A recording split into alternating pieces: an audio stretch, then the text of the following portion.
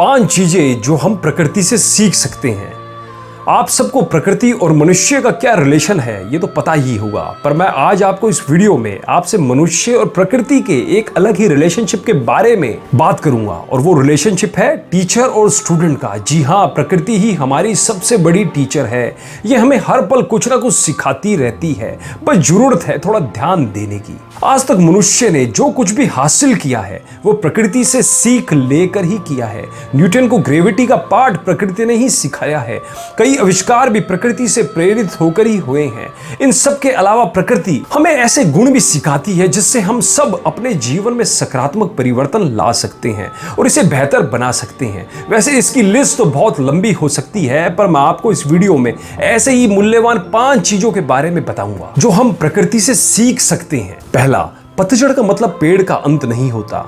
दोस्तों, कभी कभी हमारे साथ कुछ ऐसा घटित हो जाता है जिससे हम बहुत लो महसूस करते हैं। ऐसे लगता है जैसे अब सब कुछ खत्म हो गया है। इससे कई लोग डिप्रेशन में चले जाते हैं और कई लोग बड़ा और बेवकूफी भरा कदम उठा लेते हैं, जैसे आत्महत्या। पर जरा सोचिए, पतझड़ के समय जब पेड़ में एक भी पत्ती नहीं बचती तो क्या उस पेड़ का अंत हो जाता है? नहीं, वो पेड़ हार नहीं मानता, नए जीवन और बहार के आस में खड़ा रहता है और जल्दी उसमें नई पत्तियां आनी शुरू हो जाती है। उसके जीवन में फिर से बहार आ जाती है। यही प्रकृति का नियम है। ठीक ऐसे ही अगर हमारे जीवन में कुछ ऐसे डिस्ट्रक्टिव पल आते हैं तो इसका मतलब अंत नहीं, बल्कि यह इस बात का इशारा करता है कि हमारे जीवन में भी नई बहार आएगी। अतः हमें सब कुछ भूलकर नई जिंदगी की शुरुआत करनी चाहिए और यह विश्वास रखना चाहिए कि नई जिंदगी पुरानी से कहीं बेहतर होगी। दूसरा, कमल कीचड़ में भी रहकर अपना अलग पहचान बनाता है। यह मेरी फेवरेट लाइन है। यही बात मुझे बुराई के बीच रहकर भी अच्छा करने के लिए प्रेरित करती है। जिस तरह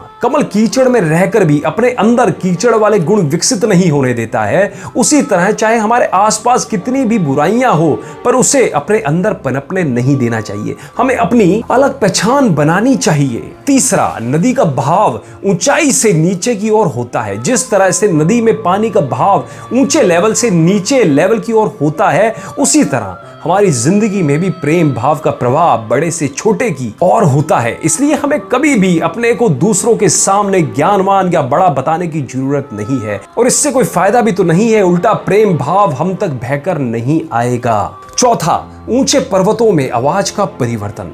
जब कोई पर्वत की ऊंची चोटी से जोर से आवाज लगाता है तो वही आवाज वापस लौटकर उसी को सुनाई देती है। विज्ञान में इस घटना को एको कहते हैं, पर यही नियम हमारे जीवन में भी लागू होता है। हम वही पाते हैं जो हम दूसरे को देते हैं। हम जैसा व्यवहार दूसरे के लिए करते हैं वही हमें वापस मिलता है। यदि हम दूसरों का सम्मान करते हैं तो हमें भी सम्मान मिलेगा। यदि हम दूसरों के बारे में गलत भाव रखेंगे तो वो वापस हमें ही मिलेगा। अतः आप जैसा भी व्यवहार करें, याद रखिए कि वो लौटकर आपको ही मिलने वाला है। पांचवा, छोटे पौधों के अपेक्षा विशाल पेड़ को तैयार होने में ज्यादा समय लगता है।